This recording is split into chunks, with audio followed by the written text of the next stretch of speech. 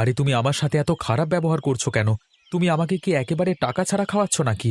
এই মুহূর্তে হয়তো আমি টাকাটা দিতে পারছি না, তাই বলে কি কোনোদিনও দিতে পারবো না নাকি? আচ্ছা, আমি যে চা পাতা চিনি দুধ কিনে নিয়ে আসি, আমাকে কি কোনো দোকানদার বাকিতে দেয়? আমাকে তো টাকা দিয়ে কিনে আনতে হয় সব কিছু। তারপর যখন বিক্রি করতে আসি তখন আমাকে বলিস বাকিতে হিসেবের খাতায় লিখে রাখতে।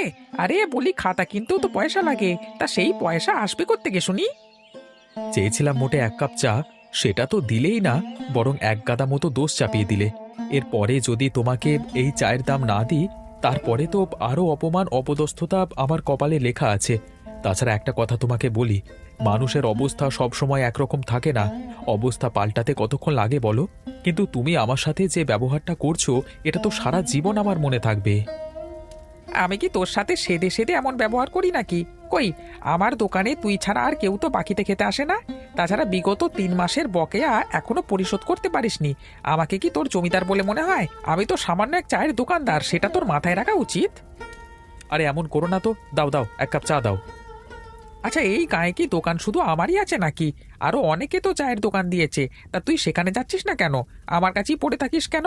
কে বলেছে আমার অপমান বসে বসে শুনতে? না শুনলি তো পারিস। আরে এত অপমান শোনবার পরেও কেন যে তোমার কাছে আসি সেটা কি আর বোঝো না? অন্য সবার থেকে চাটা আলাদা হয়, একদম 100-তে 100। তাই তো ঘুরে ফিরে তোমার কাছে আসি। শোন, তোদের কারণে এখন ভালো চা বানানো আমি ছেড়ে দিয়েছি। এখন আমি একদম যা তা একটা চা বানাই, বুঝলি? মানুষ পয়সা দেয় না তো ভালো চা বানিয়ে লাভটা কি বল? না না, চা না খেয়ে আমি কিছুতেই উঠছি না। এমন করো না গো, এক কাপ চা দাও না, কি হবে দিলে? আহ, হ্যাঁ, মন প্রাণ একদম জুড়িয়ে গেল। এই না হলো তোমার হাতের চা। শত অপমানের পরেও শুধুমাত্র এই চাটা খাবো বলি বসে থাকি, আর তুমি কিনা শত শত কথা শুনিয়ে দাও। যাই হোক, এত কথা শোনানোর পরেও যে চাটা আমাকে দিয়েছো, এতেই আমি ধন্য।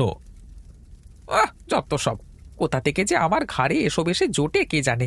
কোনোদিন তো এই পোড়া কপালে কিছু ভালো জুটলই না, আর জুটবে বলেও তো মনে হয় না। ধুর ধুর ধুর ধুর। হ্যাঁ, বেআই মশাই কি করছেন? আমি তো বেআই নৃত্য করছি, দেখতে পাচ্ছেন না? বলেন তো আমার নৃত্যটা কেমন হয়েছে? পছন্দ হয়েছে তো নাকি, না আর একটু ভালো করে নৃত্য করব?